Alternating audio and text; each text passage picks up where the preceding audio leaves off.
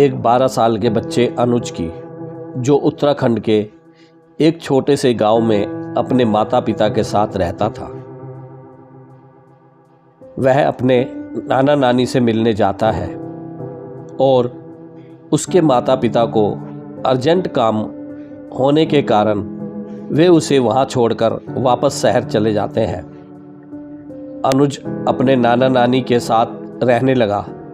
एक शाम को वह जंगल के रोड की साइड खेल रहा था। शाम होने वाली थी। उत्तराखंड की घाटी की खामोशी को ठंडी हवाओं के झोंके चिरने लगे थे। अनुज घर की ओर जाने की सोच रहा था। इतने में ही उसके पीछे वाली झाड़ियों में कुछ हलचल होने लगी, जिसने अनुज का ध्यान अपनी ओर खींचा और वह बहुत ही डरावनी और मन को भयभीत करने वाली सी लग रही थी। और वह आवाज़ बढ़ती चली गई। फिर उसे झाड़ियों की ओर से एक सफ़ेद कपड़े पहने हुई औरत उसकी ओर आती दिखाई देती है, जिसका कोई चेहरा नहीं था। और अनुज उसके चेहरे को देखने की कोशिश कर रहा था, परंतु उसे उसका चेहरा दिखाई नहीं दे रहा था। उसकी डरावनी मुस्कान और उसकी बहुत अधिक डरावनी आवाज से अनुज के पैर वहां पर जम गए। अनुज डर के मारे वहां से हिल नहीं पा रहा था। फिर वह औरत अचानक से पीछे मुड़ी और झाड़ियों के अंधेरे में गायब हो गई। अनुज डर के मारे वहां पर खड़ा कांप रहा था। थोड़ी देर में वह होश में आया और घर की ओर भागने लगा। कुछ देर तक अनुज को अपनी आंखों पर जो देखी घटना पर यकीन नहीं हो रहा था और उसकी हालत खराब थी। रास्ते में चलते हुए वह यह सोच रहा था कि जो उसने देखी वह उसे कैसे बयां करूंगा। फिर अनुज घर पहुंच गया और वह उसके साथ हुई घटना अपने नाना नानी को बहुत अच्छी तरह से सुनाने लगा। उसके नाना नानी उस घटना को सुनकर हैरान होने के साथ साथ रोने लगे। अनुज अपने नाना नानी के रोने को समझ नहीं पा रहा था। कुछ देर बाद अनुज की नानी ने अनुज को खाना खिलाया और उसके नाना बिना कुछ बताए घर से बाहर चले गए। उनके रोने और नाना के बाहर जाने के बारे में अनुज को कुछ नहीं बताया। हालांकि अनुज ने अपनी नानी से बार बार पूछा था। कुछ देर बाद उसके नाना घर वापस आ गए और अनुज को गले लगाकर फिर से रोने लगे। उसके नाना ने उसे बताया कि जो उसने जंगल में औरत देखी थी वह एक छलावा है। छलावा की आत्मा जो अपना रूप रंग बदलकर शिकार करती है। वह आत्मा ने गांव के बहुत सारे लोगों को अपना शिकार बनाया है और इस बार उसने तुम्हें शिकार के रूप में चुना। वह आत्मा जिसे भी शिकार बनाती है उसे वह पहले से ही दिखाई देती है। यह उस आत्मा की खूबी है। और जिसे वह शिकार के रूप में चुनती है उसे वह या तो गायब कर देती है या उसे मार देती है।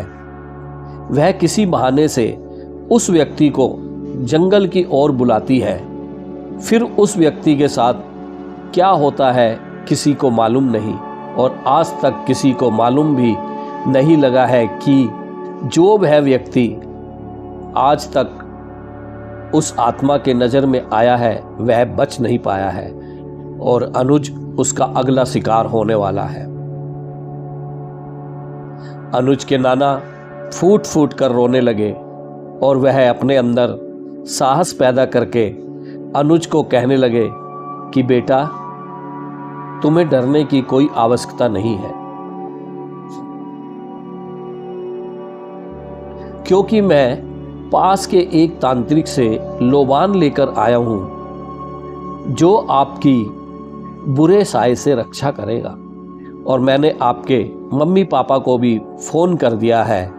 वह कल आ जाएंगे और तुम्हें यहाँ से ले जाएंगे। यह कहकर अनुज ने अनुज के नाना ने वह लोबान कमरे के कोने में जला दिया। लोबान जलाने के बाद अनुज के नाना ने कहा कि कमरे के अंदर जाने के बाद कुछ भी हो जाए पर दरवाजा नहीं खोलना है। यह कहकर नाना ने दरवाजा बंद कर दिया और फिर अनुज अंधेरे कमरे के कोने में बैठकर रोने लगा।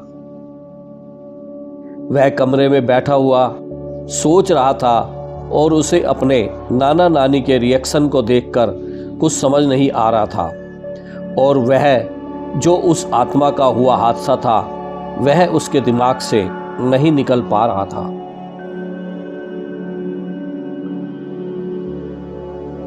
उसके कानों में वह खौफनाक आवाजें गूंज रही थी और उसे बहुत ही डर लग रहा था। वह दिन होने का इंतजार कर रहा था। उसके ठीक 2 घंटे बाद दरवाजा खटखटाने की बाहर से आवाज आई, अनुज बेटा, अनुज बेटा, अब तुम बाहर आ सकते हो। अनुज बेटा, अब खतरा टल गया है, तुम बाहर आ सकते हो। अनुज बात को ध्यान से सुनने के लिए दरवाजे के पास चला जाता है।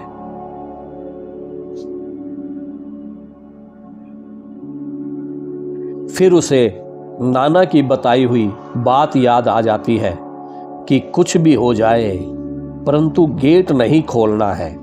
इतने में ही उसके कमरे में से बहुत गंदी बदबू आने लगती है। फिर उसने अचानक से पीछे मुड़कर देखा तो वह बदबू उसी लोबान से आ रही थी। अनुज बहुत घबरा जाता है।